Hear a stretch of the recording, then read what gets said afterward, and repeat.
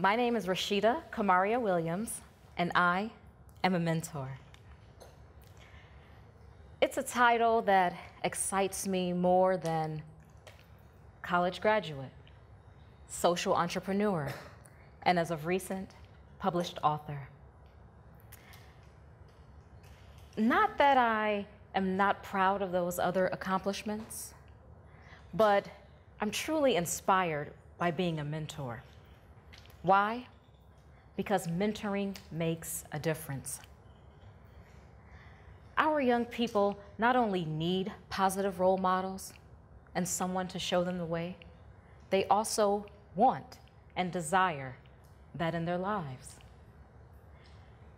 21st century tweens and teens face unprecedented challenges that many of us from generations before them could never imagine. From cyberbullying to societal pressure, they face enormous odds, yet incredible opportunities. And while teen pregnancy and dropout rates have decreased, there has been an uptick in risky behaviors like drug abuse, as well as suicide, especially among teens and young adults. They need someone who is going to step up and be there for them. Oftentimes, our young people crave attention and desire it. There's a difference that we can make just by simply being there, sharing our expertise as well as our experiences. And the best thing that we can do is share ourselves. Now, there are a number of organizations and individuals out there who are having a significant impact and making a difference in the lives of young people. As I'm delivering this talk, some of you may be thinking of some of those organizations and groups that are having an impact. Some familiar ones that come to mind when I ask this question when I'm in smaller group settings are national organizations like Big Brothers, Big Sisters, Girl Scouts and Boy Scouts. And often people will rattle off a number of local nonprofits who are truly making a difference. And I want to definitely applaud the work that they're doing, because the work that they're doing is changing lives. But there are some other groups out there that are having an impact that maybe you may not have thought of. And in my research and my own personal experience, I know that these groups are stepping up. They are truly committed to our young people. And that first group, terrorists. Surprisingly, ISIS is having a significant impact in the lives of young people. Now, some of you may not have thought about terrorists as groups that are reaching out and connecting with our young people, but they are. And they're becoming very tech savvy, meeting teens where they are, online, using social media and social networking. It's quite interesting that from 2014 to 2015, they recruited 100 American teens and young people. Now, for some of you, you may say, well, 100 teens, that's not really impressive. But for those of us who work on the grassroots level, who may be educators or after-school program providers, getting 100 kids involved in your program is significant, right? I just think about the amount of work that it takes to recruit even a dozen kids to come to an after-school program. But 100 teens and young adults to join a terrorist organization. Who would do that?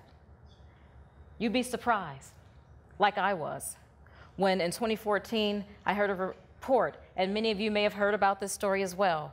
3 young girls from Denver, teenage girls, wanted to join ISIS.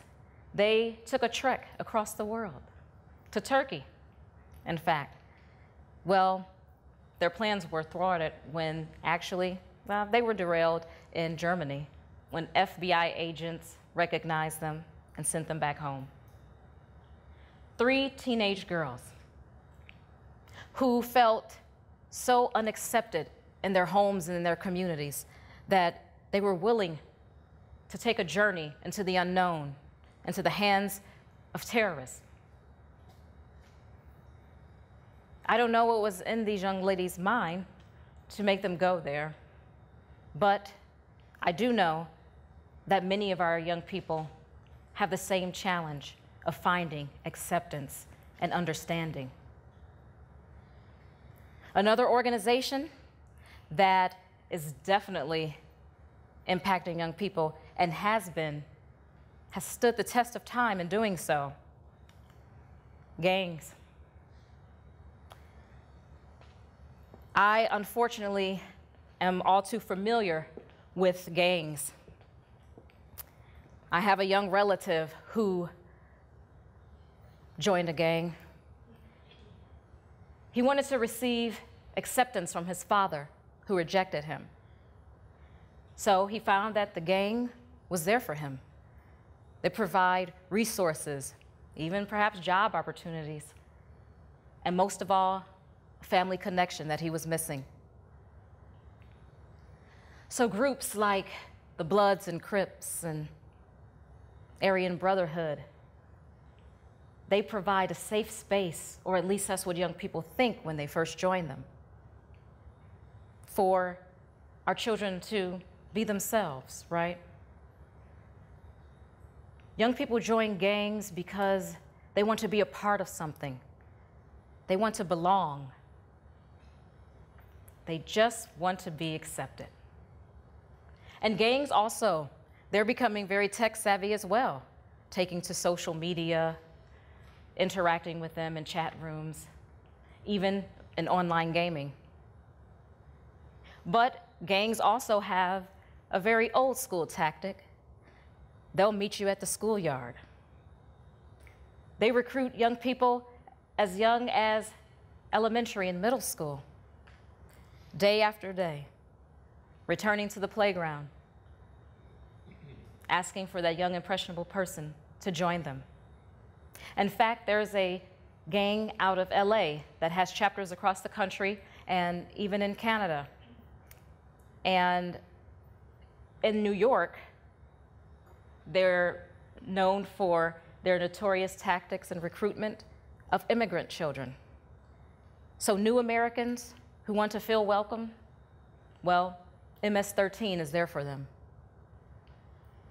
They provide them with promises of new opportunities, family, connection, what many of our young people are missing from some of us. Think about young relatives that you may have, children in your community. Who are they turning to?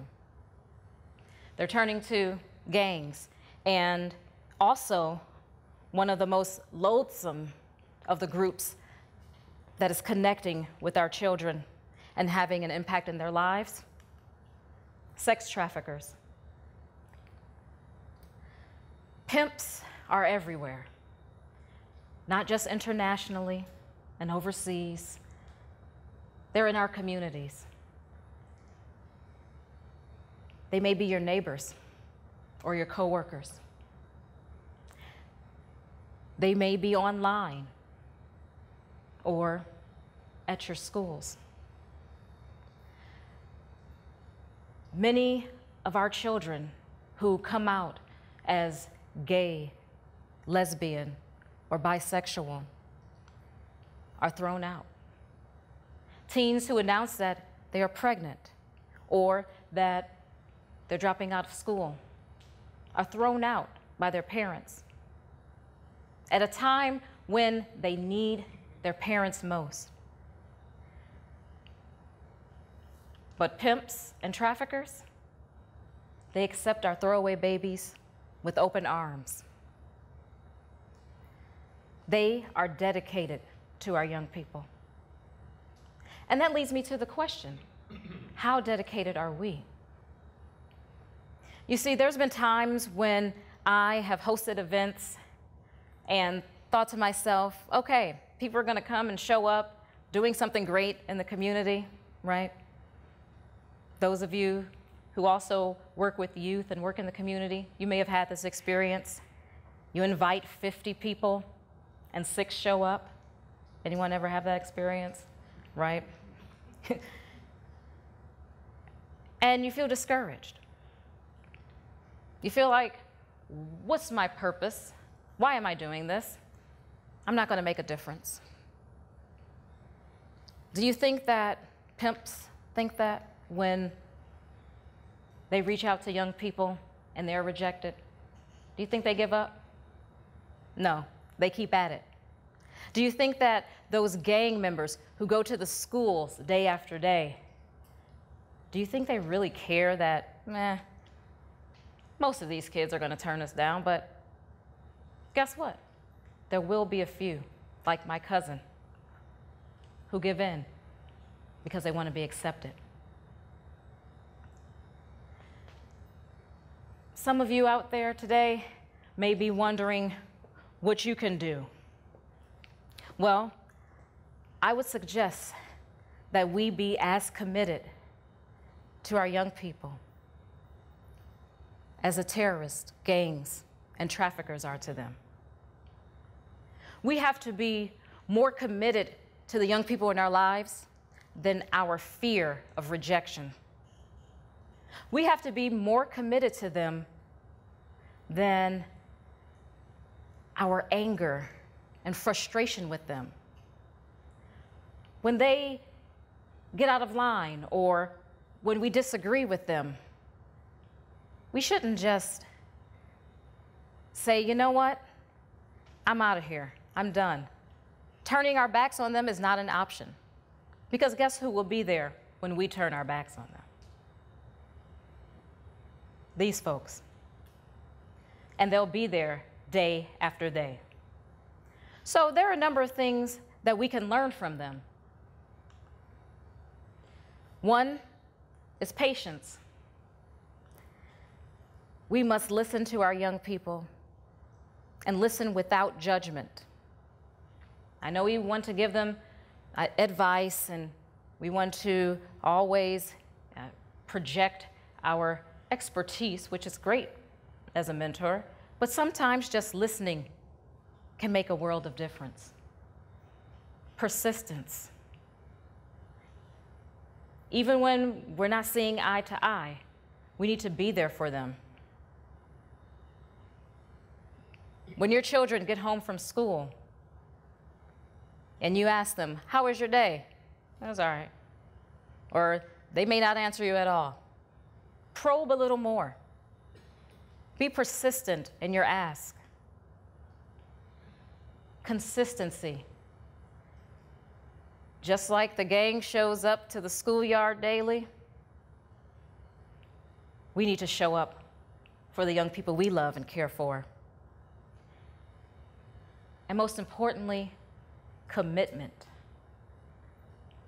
We have to be committed to their success, committed to their growth, and committed to being a positive role model for them. Now, you may be thinking, mentoring, it's probably not for me. Don't you have to, have some amazing career or some amazing story? Look, you don't even have to be employed. You don't have to be a superhero. Actually, kids don't even care. They don't care about any of that. They just want someone who listens to them.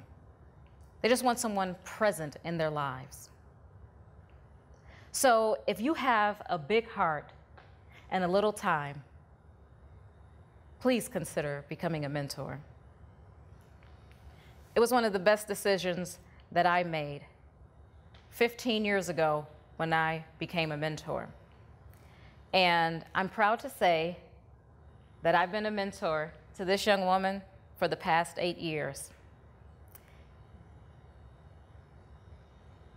No achievement in my life compares to that achievement of having a young person say, you're the one who inspired me. You're the one who caused me to transform my life. So I challenge you to be that person. for those young people in your families and in your communities. Thank you.